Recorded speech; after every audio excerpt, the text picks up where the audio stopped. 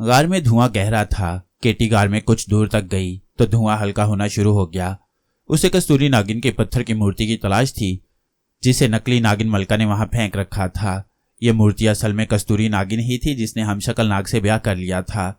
वो अपने सितारे पर हंसी खुशी रह रही थी कि दूसरी नागिन औरत ने जादू के जोर से कस्तूरी नागिन को मूर्ति बनाकर गार में फेंक दिया और खुद हमशक्ल नाग से शादी करके उसके तख्त पर कब्जा कर लिया। केटी को कस्तूरी नागिन से इसलिए हमदर्दी थी कि उसका कोई कसूर नहीं था। अगर उसका कोई कसूर था तो सिर्फ इतना कि उसने नाग देवता से शादी करनी चाहिए थी, लेकिन चूंकि नाग देवता की किसी से शादी नहीं हो सकती थी इसलिए केटी, अंबर नाग और जूली सॉन्ग थ्यूसॉन्ग ने आपस में सलाह मशवरा करके एक बूढ़े सांप की मदद से एक हमशक्ल नाग पैदा कर लिया और यूं उसकी शादी कस्तूरी नागिन से कर दी गई और कस्तूरी नागिन हमशक्ल नाग को लेकर अपने सैयारे पर चली गई। वो हमशक्ल नाग ही को असली नाग देवता समझ रही थी। हमशक्ल नाग की याददाश्त सिर्फ इतनी थी कि उसे अंबर नाग, मारिया, केटी और जूली सॉन्ग वगैरह याद थे। दूसरे सैयारे की एक नागिन को जब पता चला कि नाग देवता से कस्तूरी नागिन ने ब्याह कर लिया है तो वो हसद के मारे जल भुन गई। वो जादूगरनी भी थी, चुनाचे उसने गहरी चाल चली और कस्तूरी नागिन पर जादू करके उसे छोटी सी पत्थर की मूर्ति बनाकर आतिशफिशा पहाड़ के गार में फेंक दिया और खुद हमशक्ल नाग से शादी कर ली। ये नकली नागिन मलका भी हमशक्ल नाग को असली नाग देवता ही समझ रही थी। केटी जब दूसरे सैयारे पर पहुंची तो उसे वहां सांवली लड़की की जुबानी मालूम हुआ कि हमशक्ल नाग दूसरे सैयारे पर रहता है जहां की नकली मलका ने कस्तूरी नागिन के साथ बड़ा जुल्म किया है और वो यहाँ हमारे सैयारे पर चांदनी रात में आया करती है। जब नकली मलका वहां आई तो सांवली लड़की की सिफारिश पर केटी उसके साथ कस्तूरी नागिन के सैयारे पर आ गई। हमशक्ल नाग भी केटी के साथ मिल गया था और उसे भी कस्तूरी नागिन के साथ किए गए जुल्म का बड़ा अफसोस था, मगर चूंकि उसके पास नाग देवता की ताकत नहीं थी इसलिए नकली नागिन का मुकाबला और कस्तूरी नागिन की मदद नहीं कर सकता था। केटी ने कस्तूरी नागिन सैयारे पर आकर नकली नागिन के महल के एक कमरे में रहने लगी और आज की रात अफरासियाब से हासिल की गई सुलेमानी टोपी पहनकर गैबी हालत में गार में कस्तूरी नागिन की मूर्ति की तलाश में आई थी। आपको याद होगा कि साइंसदान अकियाई ने केटी को एक मंत्र बताया था जिसको 7 मरतबा पढ़ने से वो गुजरे हुए जमाने के किसी भी शख्स को बुलाकर उससे मदद हासिल कर सकती थी। चुनाचे केटी ने पुराने जमाने के दोस्त अफरासियाब को बुलाया ताकि उसकी सुलेमानी टोपी पहनकर वो गायब होकर गार में जाए ताकि उसे वहां पहरे पर मौजूद सिपाही और अजदहा न देख सकें। केटी ने अफरासियाब को वापस उसके जमाने में भेज दिया था और वादा किया था कि वो उसे दोबारा बुलाकर सुलेमानी टोपी उसे वापस कर देगी। यहाँ हम आपको ये भी बताते चलें कि इस वक्त जमीन पर अंबर नाग, मारिया, जूली सॉन्ग और थ्यूसॉन्ग एक काफिले के साथ शामिल होकर तिब्बत और चीन के मुल्कों से होते हुए कदीम हिंदुस्तान के शहर टेक्सला की तरफ सफर कर रहे हैं। टेक्सला पर इस वक्त चंद्रगुप्त मौर्य की हुकूमत थी जिसने यूनानी जर्नैल सेलौकस को मार भगाया था और उसकी बहन से शादी करके तख्त संभाल लिया था। अब हम वापस केटी की तरफ आते हैं जो कस्तूरी नागिन के सैयारे पर है और सुलेमानी टोपी पहनकर गैबी हालत में आतिशफिशा पहाड़ के गार में चली जा रही है। उसको कस्तूरी नागिन की मूर्ति की तलाश है। केटी ने देखा कि गंधक का धुआं हल्का हो गया है तो वो रुक गई। उसने गार में चारों तरफ निगाह दौड़ाई। गार की दीवारों में से जर्द और सुर्ख रंग का पिघला हुआ लावा रिस रहा था। ये सारे का सारा पहाड़ जैसे ठंडे लावे का बना हुआ था जिसके अंदर अभी तक गर्म लावा खौल रहा था। केटी गौर से जमीन को देखती चली जा रही थी। अचानक उसकी नजर एक छोटी सी मूर्ति पर पड़ी। उसने जल्दी से मूर्ति को उठा लिया। मूर्ति गर्म थी मगर केटी को उस गर्मी का ज्यादा एहसास नहीं हुआ। खुशी से केटी का चेहरा खिल उठा। मूर्ति की शक्ल हूबहू कस्तूरी नागिन की थी। यही कस्तूरी नागिन थी जिसको नकली नागिन मलका ने पत्थर की मूर्ति बनाकर यहाँ गार में फेंक दिया था। मूर्ति सब्ज रंग के पत्थर की थी और उसकी आंखें चमक रही थीं मगर वो देख नहीं सकती थी। केटी जिस शय की तलाश में वहां आई थी वो उसे मिल चुकी थी। उसने मूर्ति को अपने हाथ में रखा। क्योंकि केटी के गायब होने की वजह से कस्तूरी नागिन की मूर्ति भी गायब हो गई थी और नजर नहीं आती थी। केटी तेज तेज कदम उठाती गार के दरवाजे पर आ गई। यहाँ दोनों जाने पत्थर के चबूतरों पर बड़े बड़े अजदा किस्म के 2 सांप पहरा दे रहे थे। पहले भी जब केटी वहां से गैबी हालत में गुजरी थी तो वो बेचैन से हो गए थे। वो केटी को देख नहीं सकते थे लेकिन उन्हें एहसास हो गया था कि जैसे वहां से कोई इंसान गुजरा है। उन्होंने इंसान के जिस्म से निकलने वाली गर्मी की लहरों को महसूस कर लिया था। अब भी जब केटी उनके सामने से गुजरी तो दोनों अजदा एक बार फिर बेचैन हो गए। एक ने दूसरे से कहा, मुझे फिर किसी इंसान की मौजूदगी का एहसास हो रहा है।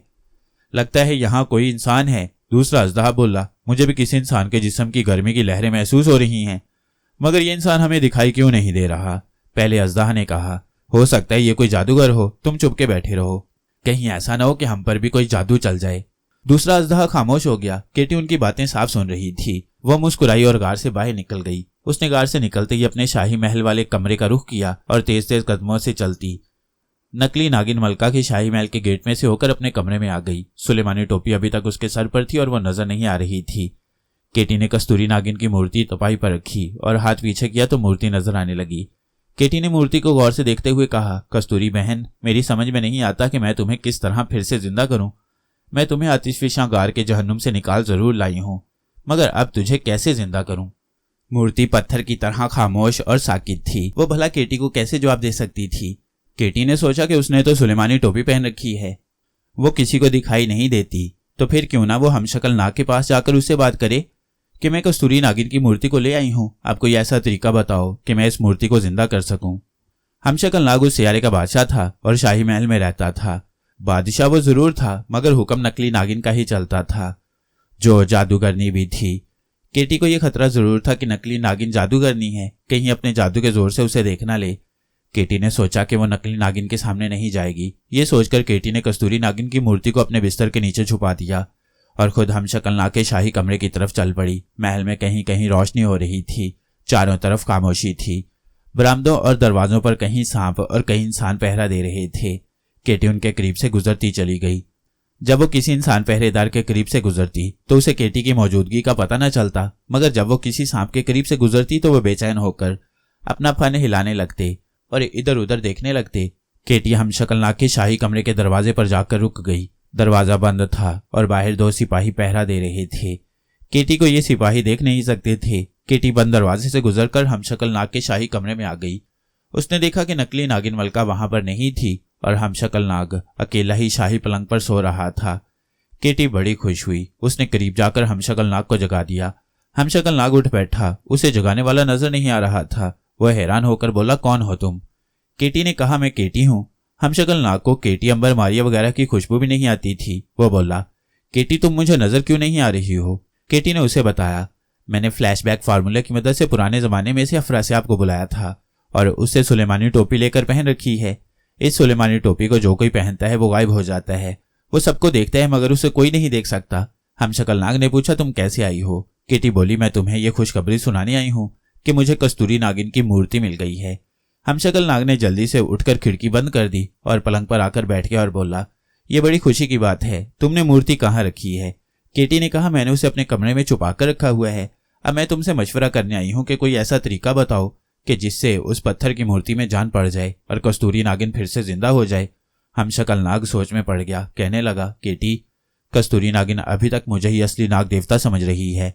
उसे यह मालूम नहीं है कि मैं असली नाग देवता नहीं हूँ बल्कि उसका हमशक्ल नाग हूँ। केटी ने कहा, हाँ ये तो मैं भी जानती हूँ, मगर तुम कहना क्या चाहते हो? हमशक्ल नाग बोला, मैं ये कहना चाहता हूँ कि मैं इस सियारे पर रहते हुए अब तंग आ गया हूँ। मैं भी अपनी जमीन पर वापस जाकर सांप बनकर अपने साथियों और दोस्तों में जिंदगी बसर करना चाहता हूँ। अगर हमने कस्तूरी नागिन को जिंदा कर दिया तो फिर मैं यहाँ से वापस अपनी जमीन पर नहीं जा सकूंगा। वो मुझे यहाँ अपने पास ही रखेगी या हो सकता है कि मुझे किसी दूसरे सैयारे पर ले जाए।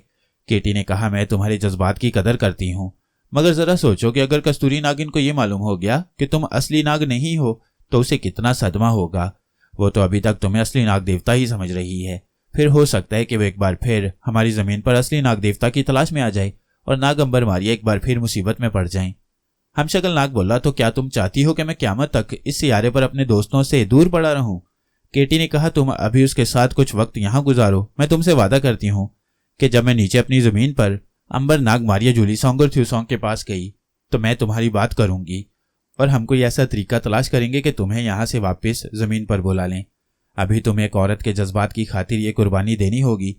जरा ख्याल करो कि कस्तूरी नागिन तुम्हें किस कदर प्यार करती है। आखिर वो तुम्हारी बीवी है। हमशक्ल नाग बोला, अगर तुम वादा करती हो कि जमीन पर जाकर मुझे भी वापस बुला लोगी तो मैं यहाँ कुछ अरसे कस्तूरी नागिन के साथ गुजारा कर लेता हूँ। केटी ने खुश होकर कहा, शाबाश, तुम बड़े अच्छे हमशक्ल नाग हो। मुझे तुम इसलिए भी प्यारे हो कि तुम्हारी शक्ल मेरे भाई नाग देवता से मिलती है। हमशक्ल नाग ने सर झुका लिया। केटी ने कहा, अब मुझे बताओ कि हम कस्तूरी नागिन की मूर्ति में कैसे जान डालें? इस पर जो नकली नागिन ने जादू किया हुआ है वो कैसे खत्म करें? हमशक्ल नाग कुछ सोचकर बोला, ये जादू नकली नागिन मलका ने किया है और जाहिर है उसके पास इस जादू का तोड़ भी होगा। तुम अभी जाकर आराम करो, मैं किसी न किसी तरह नागिन मलका से इस जादू का तोड़ मालूम करता हूँ। जब मुझे तोड़ मालूम हो गया तो मैं तुम्हें बता दूंगा। केटी कहने लगी, मैंने कस्तूरी नागिन की मूर्ति को अपने बिस्तर के नीचे रखा हुआ है। मुझे डर है कि वहां से किसी को मालूम ना हो जाए क्योंकि मुमकिन है मेरे जाने के बाद नागिन मलका मेरे कमरे की तलाशी ले ले। हमशक्ल नाग ने कहा, तो फिर तुम ऐसा करो कि जहां तुम्हारा कमरा है वहां शाही बाग के पीछे पुरानी दीवार के पास एक हजारों बरस पुराना दरख्त है। उस दरख्त का तना खोखला है, तुम मूर्ति उस दरख्त के तने में छुपा कर रख दो, वहां कोई भी महल का नौकर नहीं जाता। केटी ने हमशक्ल नाग को खुदा हाफिज कहा और उसके कमरे से निकलकर अपने कमरे की तरफ चल पड़ी। कमरे में आकर उसने पहला काम यह किया कि पलंग के बिस्तर के नीचे से मूर्ति निकाली और शाही बागीचे में आ गई।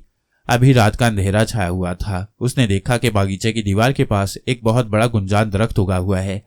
उसकी शाखें दूर तक फैली हुई हैं, उसका तना अंदर से खोखला था।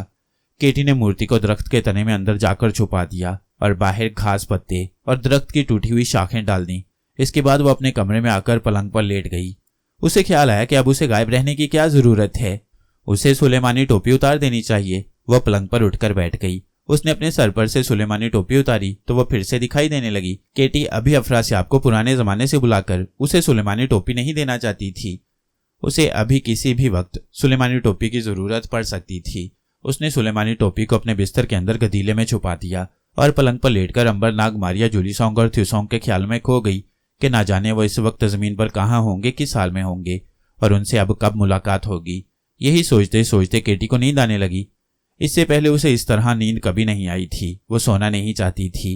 वो पलंग से उठकर कमरे के फर्श पर टहलने लगी।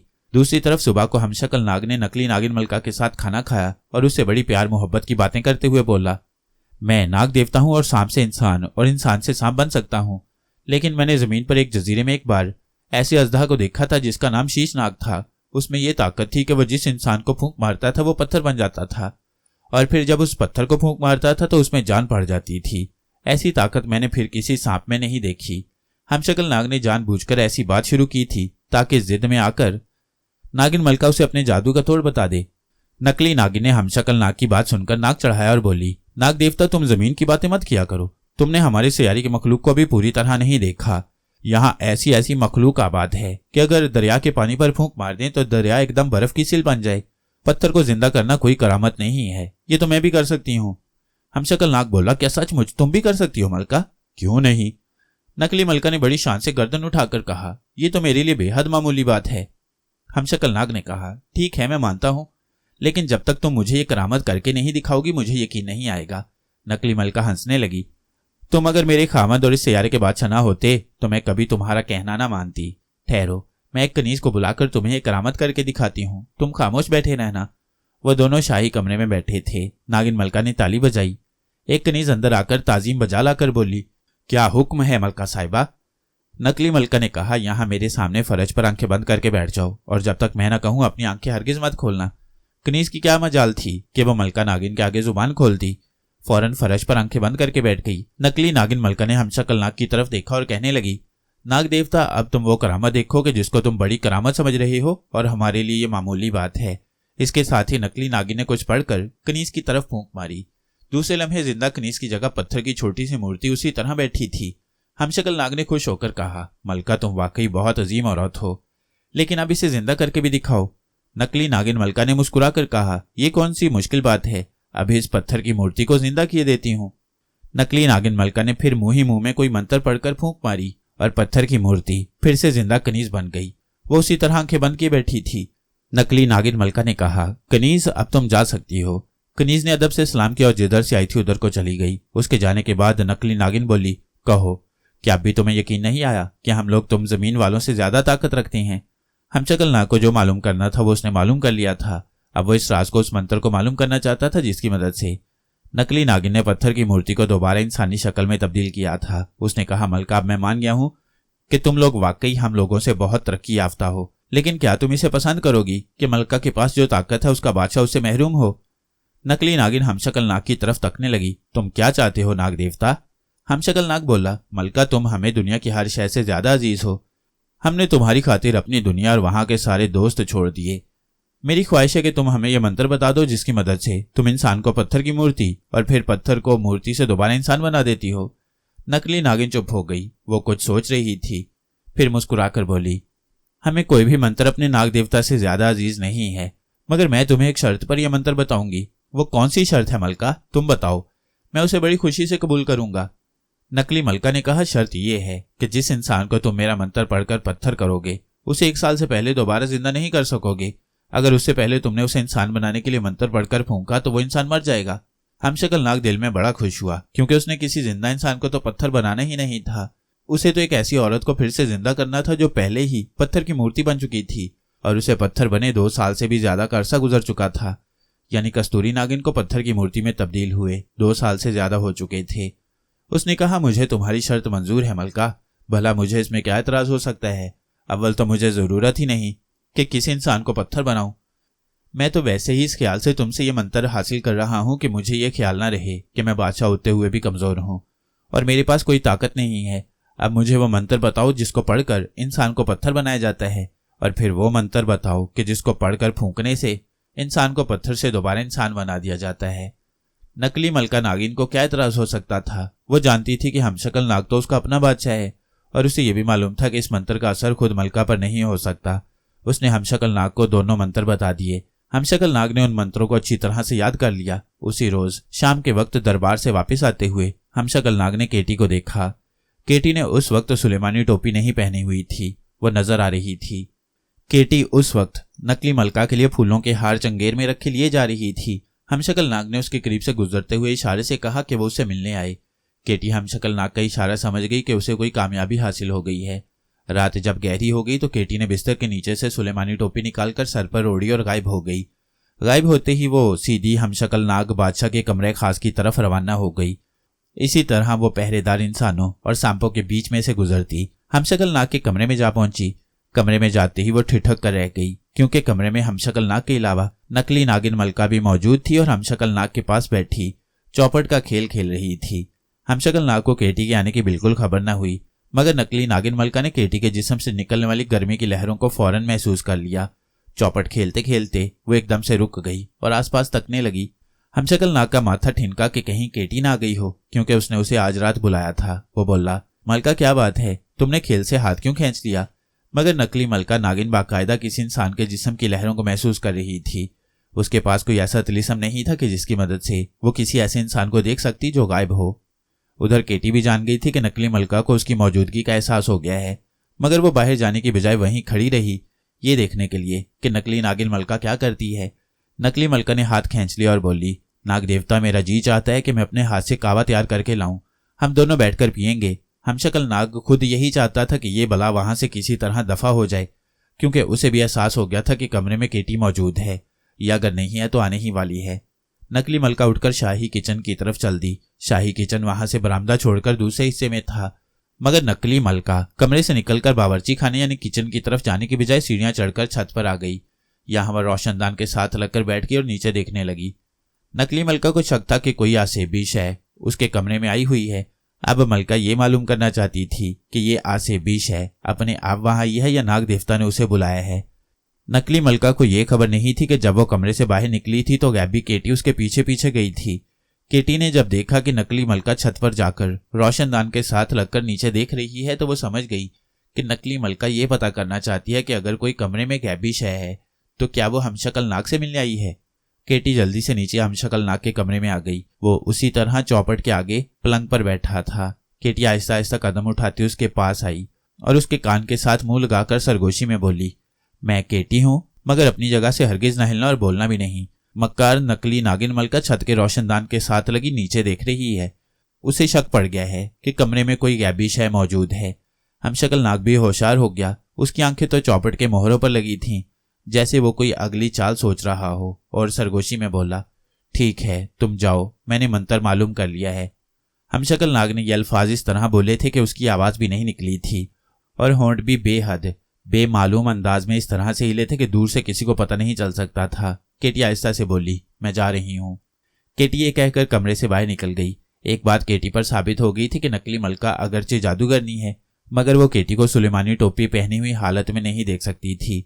अगरचे वो उसकी मौजूदगी को महसूस कर सकती है, वो भी इसलिए कि नकली मलका एक नागिन भी थी, मगर हमशक्ल नाग से मिलकर बातें करनी भी जरूरी थी। चुनाचे केटी दूसरे रोज फिर हमशक्ल नाग बादशाह के कमरे की तरफ रवाना हुई। वो खुद केटी के कमरे में नहीं आ सकता था। केटी जब दूसरी रात हमशक्ल नाग से मिलने गई तो देखा कि वो तो कमरे में नहीं था, मगर नकली मलका नागिन तख्त पर बाल खोले बैठी थी और एक खादमा उसके बालों में सफेद मोती पिरो रही थी।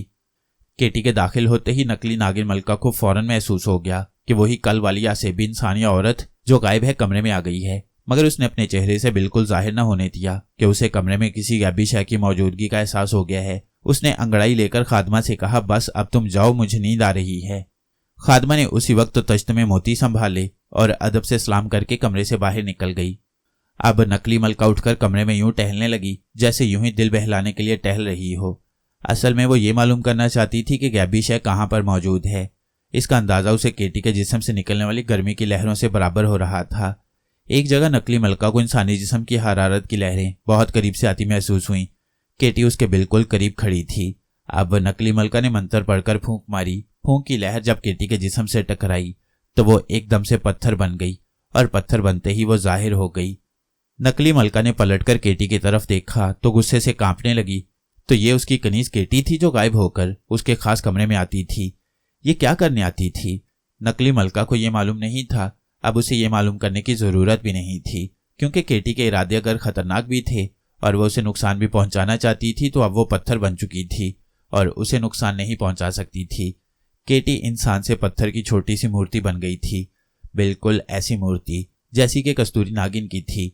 नकली मलका को अब ख्याल आया कि एक रोज पहले हमशक्ल नाग बादशाह ने उसे वो मंत्र मालूम किया था जिसको पढ़कर इंसान को पत्थर और पत्थर से दोबारा इंसान बनाया जा सकता है। उसे दाल में कुछ काला नजर आने लगा। उसने सोचा कि बेहतर है कि इस कनीज केटी से हमेशा के लिए छुटकारा हासिल कर लिया जाए। अगर वो उसे मार डालती तो खतरा था कि ऐसी औरत जो गायब हो सकती है मुमकिन है मरने के बाद भी बदरू बनकर आ जाए और उसे परेशान करे। चुनाचे नकली मलका ने केटी के पत्थर की मूर्ति को उठाया और शाही महल के खुफिया दरवाजे से निकलकर सुरंग में एक तरफ चलने लगी। उस शाही महल के नीचे एक ऐसा तारीख गड्ढा था जिसमें हर वक्त दलदल ऊपर नीचे होती रहती थी। उस गड्ढे के बारे में मशहूर था कि अगर हाथी भी उसमें गिर पड़े तो दलदल उसे निकल जाएगी और हाथी का नामो निशान तक नहीं मिलेगा। नकली मलका केटी की मूर्ति को उस दलदल में फेंक देना चाहती थी कि वो ना जिंदा हालत में हो और ना मुर्दा हालत में, और क़यामत तक वो उस दलदल से बाहर भी ना निकल सकेगी। सुरंग में चलते चलते एक जगह तंग मोड़ आ गया। यहाँ सुरंग की छत बहुत नीची थी। नकली मलका झुककर वहां चलने लगी। आगे अंधेरा गड्ढा था जिसमें स्याह कीचड़ वाली दलदल ऊपर नीचे हो रही थी और उसमें से ऐसी आवाज आ रही थी जैसे दलदल सांस ले रही हो। नकली मलका ने केटी की मूर्ति उस दलदल में फेंक दी। दलदल ने उसे देखते देखते निगल लिया। नकली मलका खुश हुई कि एक ऐसी औरत से उसको निजात मिल गई जो आज से बनकर किसी वक्त भी उसको नुकसान पहुंचा सकती थी।